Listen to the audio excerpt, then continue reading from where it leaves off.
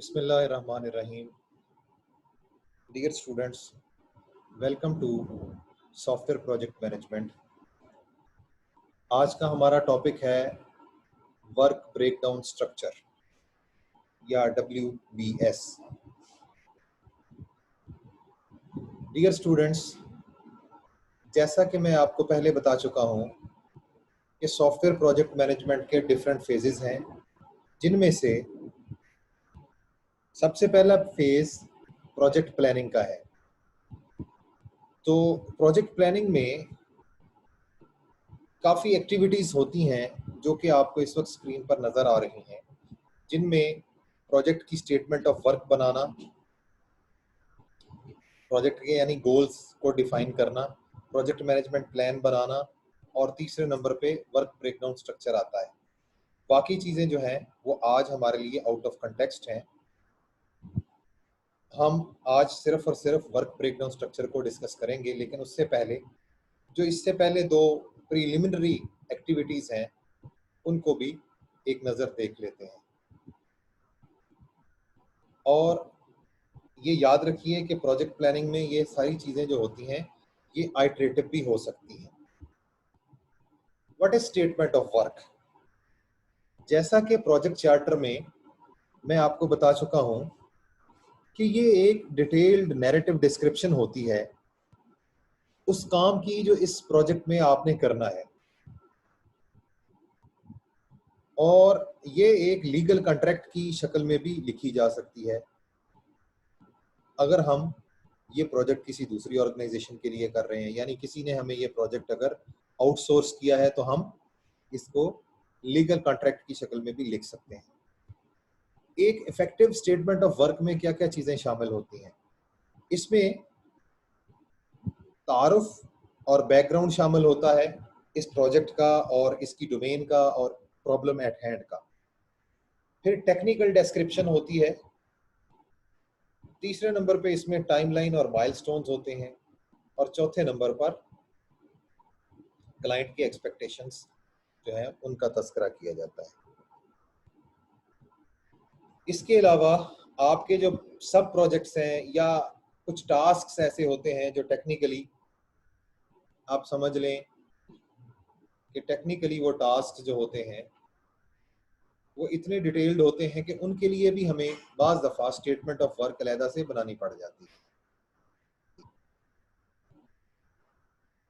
मिसाल के तौर पे अगर कोई टास्क हमारे प्रोजेक्ट में ऐसा है जिसकी डिस्क्रिप्शन ज़रूरी है, तो उसके लिए उसके अंदर जो एक्टिविटीज़ होंगी उनकी काफ़ी किस्म की डिटेल आपको डिस्क्राइब करनी पड़ेगी। मिसाल के तौर पे उस एक्टिविटी का तखमीना कितना है, वो कितने ड्यूरेशन में ख़त्म हो जाएगी, उसके लिए कौन कौन से रिसोर्सेज रिक्वायर्ड हैं, उसमें जितनी भी कॉस्ट्स आएंगी वो, और परफॉर्मेंस का मेजर क्या होगा, उसके यानी इंडिकेटर कौन से होंगे, किस मीट्रिक्स पे आप उसको मेजर करेंगे, फिर उसमें रिस्क्स और अनसर्टेनिटीज़ क्या होंगी, और रिपोर्टिंग प्रोसीजर्स क्या होंगे। उसके बाद आपको प्रोजेक्ट के डिलीवरेबल्स पर बात करनी है कि प्रोजेक्ट के डिलीवरेबल्स क्या हैं। ये बुनियादी तौर पे लिस्ट होगी एक, जिसके अंदर एक्टिविटीज़ वो चीज़ें होंगी जो कि आपको हर गोल की जो है वो अचीवमेंट पर डिलीवर करना पड़ेंगी। वो कब डिलीवर होंगी और किस तरह से डिलीवर होंगी वो भी इसके अंदर मेंशन किया जाता है। फिर हर एक्टिविटी या उस डिलीवरेबल की एस्टिमेटेड डिलीवरी डेट यानी EDD भी हम उसमें लिखते हैं। अब हम वर्क ब्रेकडाउन स्ट्रक्चर की तरफ आते हैं कि वर्क ब्रेकडाउन स्ट्रक्चर जो है इसमें इसकी एनाटॉमी क्या है। सबसे पहले हमें ये देखना है कि एक वर्क ब्रेकडाउन स्ट्रक्चर क्या होता है। उसके बाद इसमें एक द 100% रूल ये क्या चीज़ है। फिर वर्क ब्रेकडाउन स्ट्रक्चर्स की 3 किस्में, वो आपको उनका तारुफ कराया जाएगा। और वर्क ब्रेकडाउन स्ट्रक्चर के अंदर जो उसकी यानी डायग्राम होगी, उसके अंदर 4 किस्म के एलिमेंट्स जो होते हैं वो कौन से होते हैं, इनका तारुफ कराया जाएगा। और फिर इसके अंदर जो प्रोग्राम्स होते हैं वो दो तरह के होते हैं। फिर WBS की जो एक्टिविटीज़ हैं उनको कैसे यूज़ करना है। तो अब हम चलते हैं जी, what is a work breakdown structure.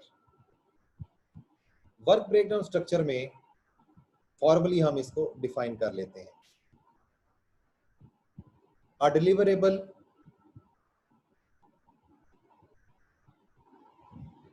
oriented grouping of project elements that organizes and defines the total scope of the project। ये इसकी फॉर्मल डेफिनेशन है, दोबारा सुन लें। Deliverable oriented grouping of project elements that organizes and defines the total scope of the project। यानी ये एक ऐसा grow होता है प्रोजेक्ट के मुख्तलिफ एलिमेंट्स का, अनासर का, कि जिसका झुकाव डिलीवरेबल्स की तरफ होता है, और ये ना सिर्फ ऑर्गेनाइज करता है बल्कि डिफाइन भी करता है कि प्रोजेक्ट का टोटल स्कोप क्या है। दोबारा इसकी डेफिनेशन को मैं एक्सप्लेन कर देता हूँ कि प्रोजेक्ट जो आपका होता है उसमें कितने एलिमेंट्स होंगे, उनके टोटल ग्रुप्स कितने होंगे, और उनमें से डिलीवरेबल्स कितने होंगे। इनको एक जगह पर बयान कर देना जिससे हमें ये वाजे हो जाए कि हमारे प्रोजेक्ट का टोटल स्कोप क्या है। ये वर्क ब्रेकडाउन स्ट्रक्चर कहलाता है। और वर्क ब्रेकडाउन स्ट्रक्चर में ये होता है कि हम ऊपर से टॉप से बॉटम की तरफ आते हैं, और हर एक लेवल से जब हम नीचे आते हैं तो डिटेल्ड डेफिनेशंस प्रोजेक्ट वर्क की बढ़ती चली जाती हैं। यानी सबसे ऊपर वाला जो टॉप लेवल पे आपका जो समझे बॉक्स होगा, उसमें एक एब्स्ट्रैक्ट किस्म की जो है वो स्टेटमेंट दी जाएगी, लेकिन उससे नीचे वाले में थोड़ी डिटेल बढ़ जाएगी, उससे नीचे वाले में और भी डिटेल बढ़ जाएगी। यानी जिस जिस तरह आप टॉप से बॉटम की तरफ मूव करते जाएंगे, वर्क ब्रेकडाउन स्ट्रक्चर में डेफिनेशंस की डिटेल बढ़ती चली जाएगी। जैसे ये देखिए मिसाल दी गई है कि एक हाथी है, एलिफेंट ब्रेकडाउन स्ट्रक्चर मिसाल के तौर पे आपको समझाने के लिए। तो इसमें ऊपर तो उसकी शक्ल है, और शक्ल में आपको पता है this is an abstract idea, तो कि ये कैसे बनेगा, इसकी ये शक्ल होगी। यानी सब कुछ करने के बाद हमारे पास ये शक्ल आएगी। लेकिन जब हम इसको ब्रेक डाउन करेंगे तो इसका पहला लेवल होगा टेल, लेग्स, बॉडी और हेड। यानी ये इसके जिस्म के मुख्तलिफ ऑर्गन्स आ जाएंगे, जिसमें टेल है, लेग्स है, बॉडी है और हेड है। यानी ये पहले लेवल पे आपने देखा कि हमारा जो एलिफेंट है उसको हमने जब ब्रेक डाउन किया तो उसके स्ट्रक्चरल ब्रेक डाउन में ये चीज़ें हमें प्रोड्यूस की और इसमें डिटेल बढ़ गई। अब हम WBS कॉन्सेप्ट को देखते हैं। इसमें हमने सबसे पहले तो जो काम करना है उसकी आउटलाइन बनानी है। फिर हमने जो हमारा प्रोजेक्ट के अंदर वर्क होगा, यानी जो जो काम होगा उसको डिफाइन कैसे करेंगे, उसके लिए एक फ्रेमवर्क बनाना है। यानी टोटली ये हमें स्टेटमेंट ऑफ वर्क के बारे में भी फ्रेमवर्क प्रोवाइड करता है। ये ना सिर्फ हमें प्लानिंग के बारे में फ्रेमवर्क प्रोवाइड करता है, बल्कि इससे हमें एक ओवरऑल जो वर्क टू बी परफॉर्म्ड है उसकी आउटलाइन मिल जाती है। और जो चीज़ आपके WBS में मेंशन नहीं है वो प्रोजेक्ट में किसी सूरत नहीं आप कर सकते। इसलिए ये बात याद रखिए कि वर्क ब्रेकडाउन स्ट्रक्चर बहुत इंपॉर्टेंट है, बहुत क्रूशियल है। जो चीज़ इसमें मिस हो गई वो किसी सूरत भी प्रोजेक्ट का हिस्सा नहीं बन सकती। लिहाजा वर्क ब्रेकडाउन स्ट्रक्चर में हर वो चीज़ आप शामिल करते हैं जो आपने प्रोजेक्ट में परफॉर्म करनी है। वर्क ब्रेकडाउन स्ट्रक्चर के अंदर कुछ एलिमेंट्स होते हैं, और जो लोएस्ट लेवल होता है वर्क ब्रेकडाउन स्ट्रक्चर में इन एलिमेंट्स का, उसको वर्क पैकेज भी कहते हैं।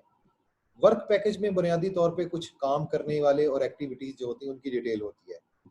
और ये याद रखिए कि वर्क ब्रेकडाउन स्ट्रक्चर में जो आप डायग्राम बनाएंगे, उसके जो एलिमेंट्स होंगे उनको आप नाउन्स के साथ, एलिमेंट्स को नाउन्स के साथ आप डिस्क्राइब करेंगे। जबकि जो एक्टिविटीज आ जाएंगी उसके अंदर, अंडरलाइंग एक्टिविटीज, उनके लिए आप वर्ब इस्तेमाल करेंगे। जैसे हमारा एक पार्शियल वर्क ब्रेकडाउन स्ट्रक्चर, ये आप देख लें, सबसे ऊपर ऊपर वाले बॉक्स में सॉफ्टवेयर प्रोजेक्ट, ये एक नाउन है, ये हमारा एलिमेंट है। उसके बाद हमारे पास इससे नीचे वाला लेवल है जिसके अंदर मुख्तलिफ डिटेल आ गई है, जैसे ट्रेनिंग मटेरियल्स हैं, यूज़र डॉक्यूमेंट्स हैं, सॉफ्टवेयर सिस्टम है, सिस्टम एनालिसिस है, टारगेट प्रोजेक्ट मैनेजमेंट है। तो ये देखें, इसमें भी हमने नोन्स को इस्तेमाल किया है, ये एलिमेंट सारे हैं। इसके बाद सॉफ्टवेयर सिस्टम को हमने जब ब्रेक डाउन किया, उसमें फिर मॉड्यूल 1, मॉड्यूल 2, मॉड्यूल 3 और सिस्टम टेस्टिंग आ गई। उसके बाद मॉड्यूल 2 को मजीद हमने ब्रेक डाउन किया तो कोडिंग और टेस्टिंग आ गई। तो इस तरह से आप एलिमेंट्स को ना सिर्फ डिस्क्राइब करेंगे, बल्कि उनमें उनको कैसे आपने यहाँ पर लाना है, ये आपके सामने मौजूद है। अब आ जाता है हमारे पास दी 100% रूल। ये कौन सा रूल है? ये रूल ये कहता है, the next level decomposition of a work breakdown structure element, child level must represent 100% of the work applicable to the next higher parent element. यानी सीधे और सादा लफ्जों में, आप जब एक लेवल नीचे आएंगे तो वो जो ऊपर वाला लेवल है, जो आपने उसका नाम रखा है, उसमें जितना भी काम होगा, जब आप उसको तोड़ेंगे तो इस तरह तोड़ेंगे कि 100% ऊपर वाला जो आपका पेरेंट एलिमेंट है उसका काम कवर हो जाए। ऐसा ना हो कि आप उसको ब्रेक डाउन करें और ब्रेक डाउन करने में कोई चीज़ मिस हो जाए उस ऊपर वाले एलिमेंट से। तो जो हायर लेवल एलिमेंट होता है, उसको जब आप जो है लोअर लेवल एलिमेंट में ब्रेक डाउन करते हैं, तो वो हायर लेवल एलिमेंट के अंदर जितनी भी एक्टिविटीज होंगे उसकी 100% रिप्रेजेंटेशन लोअर लेवल पे मौजूद होनी चाहिए। ये है 100% रूल। जैसे यहाँ पर आपको नजर आ रहा है, हमारे पास एक सैंपल वर्क ब्रेकडाउन स्ट्रक्चर है जिसका नाम है गिराज। अब गिराज के प्रोजेक्ट में आप देखिए कि जब हम इसको ब्रेक डाउन करना है तो नीचे वाला जो लेवल है ये ऊपर वाले लेवल को 100% कवर करे। मिसाल के तौर पे परमिट्स एंड इंस्पेक्शंस हैं, ये है इसके लेवल 1 पे, फिर ग्राउंड्स हैं, फिर गिराज है, उसके बाद कंस्ट्रक्शन प्लान्स हैं और प्रोजेक्ट मैनेजमेंट है। आप देख रहे हैं कि गराज के प्रोजेक्ट में नीचे जब इसको ब्रेक डाउन किया तो इसने 100% जो है ऊपर वाले लेवल को कवर कर लिया। अब गराज में नीचे इसको जब ब्रेक डाउन करेंगे तो देखते हैं क्या इसको 100% कवर किया गया है। तो लेवल जो लेवल 3 है, इसमें देखें फाउंडेशन है, इसकी यानी बुनियादें हैं, दीवार है, छत है, उसके अंदर इस्तेमाल होने वाली यूटिलिटीज़ हैं और असेंबली लाइन है। तो ये देखें कि गराज में भी इसको 100% जब नीचे तोड़ा गया तो 100% इसको कवर किया गया है। इसी तरह दीवारों में, दीवार को जब ब्रेक डाउन स्ट्रक्चर में लाएंगे हम, तो इसको भी 100% कवर किया गया है। तो ये 100% रूल है।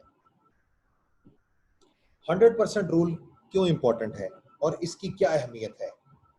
अगर हम 100% रूल को फॉलो करेंगे और वर्क ब्रेकडाउन स्ट्रक्चर के एलिमेंट्स को नाउन्स के तौर पे रिप्रेजेंट करेंगे, तो समझ लें आपने वर्क ब्रेकडाउन स्ट्रक्चर बनाने को जीत लिया है। यानी ये एक, अगर मिसाल के तौर पे इसको एक जंग समझा जाए तो समझे आपने जंग यहीं पे जीत ली है। अगर आपने वर्क ब्रेकडाउन स्ट्रक्चर के एलिमेंट्स को नाउन्स के तौर पे रिप्रेजेंट किया है और उसको जब ब्रेक डाउन करते हुए 100% वाले रूल को फॉलो किया है, तो समझे ये जंग आपने जीत ली है। अब 3 types of work breakdown structure. Work breakdown structure की 3 किस्में कौन कौन सी हैं? इससे पहले आप देखें कि प्रोजेक्ट को कैसे डिफाइन करता है वर्क ब्रेकडाउन स्ट्रक्चर। ये कहता है a temporary endeavour undertaken to create a unique product, service और रिजल्ट। तो यही वो 3 किस्में हैं जो इसकी डेफिनेशन में आपको नजर आ रही हैं। कोई प्रोडक्ट बनाना या कोई खिदमात देना या फिर कोई किसी नताइज पे पहुंचना, ये तीनों किस्म की चीज़ें जो हैं, ये किसी एक आर्जी तौर पे आप समझें कोई मुआहदा कर रहे हैं, उसके तहत आप बनाते हैं तो ये एक प्रोजेक्ट कहलाता है। तो प्रोजेक्ट को आप जो है, नंबर 1 होता है प्रोडक्ट ब्रेकडाउन। 3 किस्में वर्क ब्रेकडाउन स्ट्रक्चर की कौन कौन सी हैं? नंबर 1 है प्रोडक्ट ब्रेकडाउन। इसमें किसी भी नेचुरल या फिजिकल स्ट्रक्चर या डिलीवरेबल को आप डीकम्पोज करते हैं, यानी किसी प्रोडक्ट को डीकम्पोज करते हैं, और ये बुनियादी तौर पे जो हमारा मैन्युफैक्चरिंग का फ्रेमवर्क है उसको अप्लाई, इसको फॉलो करता है। क्योंकि हमारी डिलीवरेबल यहाँ पे फिजिकल और नेचुरल चीज़ होती है, टेंजिबल प्रोडक्ट होती है, इसलिए हम इसकी कोई ना कोई मोस्ट कॉमन एग्जांपल इस्तेमाल करते हैं। जैसे यही गिराज वाली एग्जांपल है, इसमें आप देख रहे हैं कि गिराज असल में एक टेंजिबल चीज़ है। इसको आपने देखा कि इसमें हम जो भी चीज़ें हैं उनको यहाँ पर ब्रेक डाउन कर रहे हैं। उसके बाद दूसरी किस्म है वर्क ब्रेकडाउन स्ट्रक्चर की, सर्विस ब्रेकडाउन। इसमें खिदमात शामिल होती हैं जो कि टेंजिबल नहीं होती, यानी हमारी जो आउटपुट प्रोडक्ट होती है वो कोई टेंजिबल चीज़ नहीं होती, और इसमें मेन इवेंट हमारा वही एक चीज़ होती है या वो सर्विसेज होती है हमारी। तो इसमें बुनियादी तौर पे जब हम डीकम्पोज करते हैं, फिजिकल स्ट्रक्चर को तो डीकम्पोज नहीं करते, हम इसको लॉजिकली जो ग्रुपिंग होती है उसमें डीकम्पोज करते हैं, और हम कोशिश करते हैं कि इसको बॉटम अप हम डेवलप करें, और इसकी डिटेल एक्टिविटीज में चेकलिस्ट भी शामिल हो सकती हैं, या फिर टेम्पलेट भी इसके बनाए जा सकते हैं। जैसे ये एक मिसाल है सर्विस प्रोजेक्ट ब्रेकडाउन का, कि आपने कोई इंटरनेशनल कॉन्फ्रेंस करवानी है तो इसको बतौर प्रोजेक्ट लिया गया है। इसमें देखें क्या क्या चीज़ें ब्रेकडाउन हो रही हैं। लेवल 2 पे अटेंडीज हैं जिसमें शामिल होने वाले हैं, ट्रांसपोर्टेशन है, लोगों को लाया जाएगा, फैसिलिटीज़ हैं, जब प्रोग्राम आपका होगा डिस्प्लेज में क्या आएगा, और प्रोजेक्ट मैनेजमेंट है। लेवल 3 पे फिर रिसेप्शंस हैं, स्पाउस एक्टिविटीज़ हैं, प्रेजेंटेशंस हैं, टूर्स हैं, और प्रेजेंटेशंस में फिर पेपर्स हैं, स्पीकर्स हैं और ट्रांसलेटर्स हैं। तो ये देखिए, ये हमारा सर्विस प्रोजेक्ट ब्रेकडाउन है। आगे बढ़ते हैं, तीसरी किस्म है वर्क ब्रेकडाउन स्ट्रक्चर की, रिजल्ट्स प्रोजेक्ट ब्रेकडाउन, जिसमें आपके नताइज शामिल होते हैं। आपका प्रोजेक्ट अगर वेल स्ट्रक्चर्ड नहीं है तो फिर आपका की जो प्राइमरी प्रोडक्ट होगा वो एक डिलीवरेबल के तौर पे हम उसको नहीं ले सकते। तो उसमें क्या होता है, जब आपका प्रोजेक्ट ऐसा है जिसमें कोई भी प्राइमरी प्रोडक्ट डिलीवरेबल के तौर पे वेल स्ट्रक्चर्ड आपके पास नहीं है, तो फिर क्या होगा?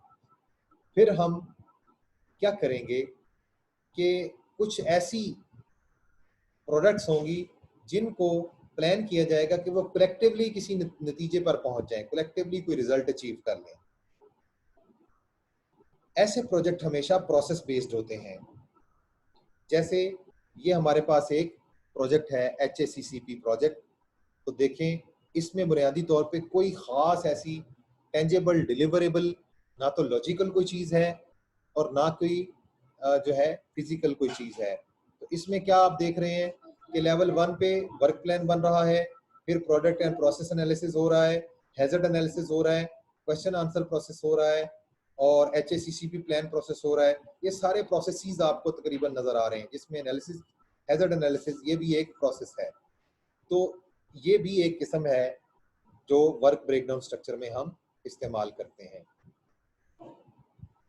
उसके बाद वर्क ब्रेकडाउन स्ट्रक्चर में एलिमेंट्स की 4 किस्में, जो कि हम इसकी डायग्राम बनाते वक्त इस्तेमाल करेंगे। Number 1 integrative, number 2 analytical elements होते हैं, नंबर 3 प्रोसेसेस होते हैं, नंबर 4 प्रोजेक्ट मैनेजमेंट का एलिमेंट होता है। ये 4 एलिमेंट्स हम जो अपना वर्क ब्रेकडाउन स्ट्रक्चर होता है उस डायग्राम में इस्तेमाल करते हैं। दोबारा सुन लें, इंटीग्रेटिव जो हमारे एलिमेंट्स होते हैं, एनालिटिकल एलिमेंट्स होते हैं, प्रोसेस बेस्ड एलिमेंट्स होते हैं, और प्रोजेक्ट मैनेजमेंट बजाते खुद एक एलिमेंट होती है। जैसे इंटीग्रेटिव जो हमारे एलिमेंट्स हैं उसकी मिसाल है ये assembly. New technology bicycle project में सबसे नीचे आ जाएं तो यहाँ पर जो उसको असेंबल करना है ये बुनियादी तौर पे इंटीग्रेशन है, कि आप इंटीग्रेट कर रहे हैं मुख्तलिफ जो पुर्जा जात हैं उनको। तो ये एक टाइप ऑफ एलिमेंट है जो इस डायग्राम में देखा जा रहा है।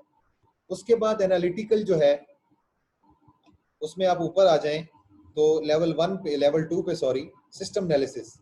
इस तरह के जो हमारे एलिमेंट्स होंगे जिनमें हम एनालिटिकल एक्टिविटीज परफॉर्म करेंगे, वो एनालिटिकल एलिमेंट्स कहलाते हैं। फिर प्रोसेस बेस्ड एलिमेंट्स जो हैं वो आप देखें, एयरक्राफ्ट सिस्टम की मिसाल है।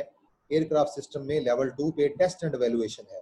टेस्ट एंड एवेल्युएशन आप जानते हैं कि ये एक पूरा प्रोसेस है, तो लिहाजा ये वाला जो एलिमेंट टाइप है इसको हम कहते हैं प्रोसेस एलिमेंट। फिर आ जाता है, ये और मिसालें आप इसकी देख लें, सिस्टम टेस्ट है, डिज़ाइन है, प्रोक्योरमेंट है, फैब्रिकेशन है, सब सिस्टम टेस्टिंग है। ये सारे प्रोसेसेस हैं, इसलिए इसको हम प्रोसेस टाइप ऑफ एलिमेंट कहते हैं।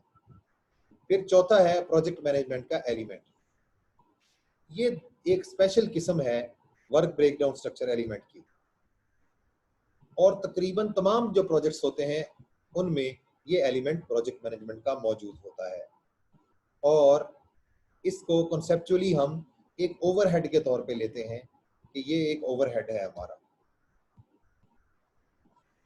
मिसाल के तौर पे लेवल 3 पे अगर हम अपने प्रोजेक्ट मैनेजमेंट के एलिमेंट को लेवल 2 पे रखें तो उसका लेवल 3 क्या होगा? Project start and finish, meeting and reviews, reports and plans, ये लेवल 3 के अंदर जो हमारी एक्टिविटीज हैं वो आ गई। फिर लेवल 4 पे वर्क पैकेजेस आ जाएंगे, जैसे प्रोजेक्ट स्टार्ट एंड फिनिश में कॉन्ट्रैक्ट का अवार्ड होना और फिनिश में कंप्लीट प्रोजेक्ट का मिलना, ये हमारे डिटेल में वर्क पैकेजेस आ गए। तो ये एक स्पेशल टाइप ऑफ समझें जो WBS एलिमेंट है।